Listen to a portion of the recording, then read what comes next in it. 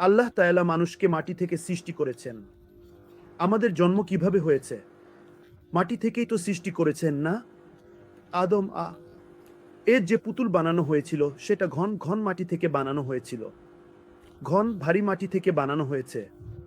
আর শয়তানকে কি থেকে বানানো হয়েছে? আগুন থেকে বানানো হয়েছে। আগুনে কি থাকে? নূর থাকে, আলো থাকে। আগুনে কি থাকে? নূর থাকে, আলো থাকে।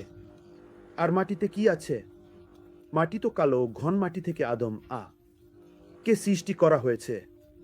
কিন্তু আদম কে ঘন কালো মাটি থেকে বানানো হলেও সেই মাটির ভেতর আল্লাহ নূর রেখে দিয়েছেন। সুবহান আল্লাহ। সেই নূর কি?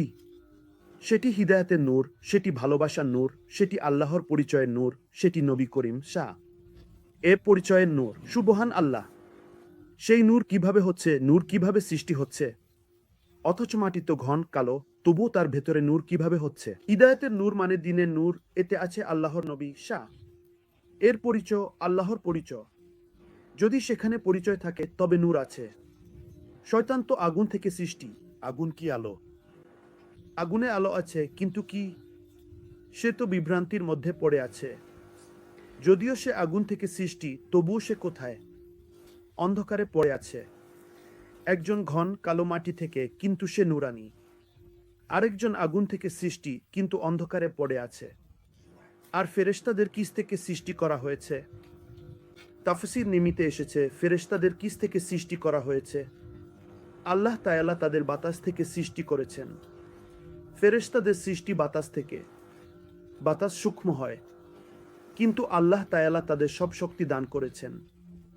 দেখো, সূক্ষ্ম হলেও সূক্ষ্ম জিনিসে কেমন শক্তি থাকে, কিন্তু আল্লাহ তাআলা তাদের শক্তি দান করেছেন। ফেরেশতাদের মধ্যে শক্তি আছে। জিবরাইল এমনভাবে ডানা মারলে সবকিছু উল্টে দিতে পারেন, এমন শক্তি তাদের দেওয়া হয়েছে।